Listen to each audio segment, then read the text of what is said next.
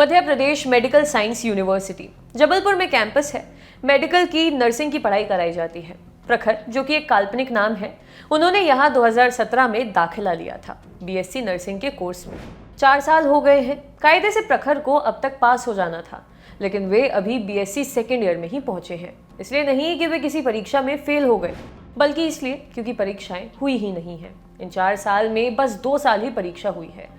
ये हाल सिर्फ एक छात्र का नहीं है। Madhya Pradesh medical science university के तमाम छात्र अपने एकेडमिक ईयर से पीछे चल रहे हैं।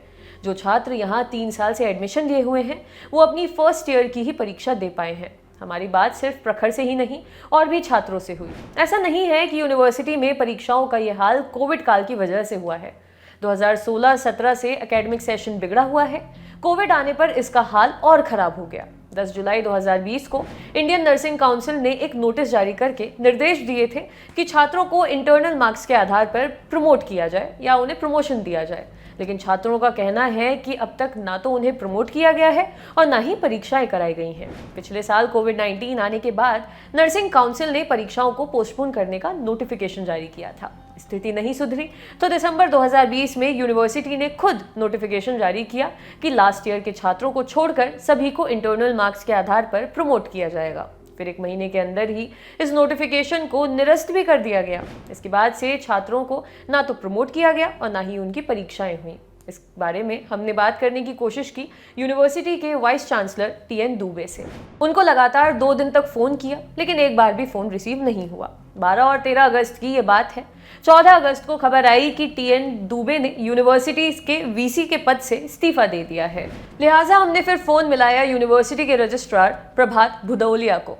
उन्होंने बताया, मैंने अभी 15-20 दिन पहले पदभार ग्रहण किया है। जहां तक मेरी जानकारी है, कोरोना काल से यूनिवर्सिटी का एकेडमिक सेशन बिगड़ गया है। दरअसल माइंड लॉजिक्स नाम की एक कंपनी के पास परीक्षाएं कराने संबंधी काम लंबे समय से रहा है।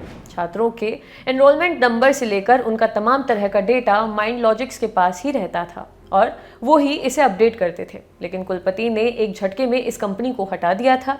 अब कोई वैकल्पिक व्यवस्था न होने के कारण परीक्षा कराने में देर हो रही है। हम अब कोशिश कर रहे हैं कि कंपनी के भरोसा न रहकर ऑफलाइन मोड में आकर परीक्षाएं कराएं।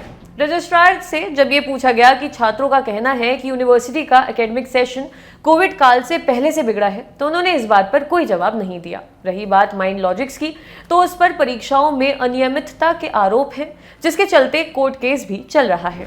यूनिवर्सिटी के आश्वासन छात्रों की उन समस्याओं को दूर करने के लिए नाकाफी हैं जो उन्हें परीक्षा में देरी के कारण झेलनी पड़ रही हैं। गुना के एक छात्र से बात हुई।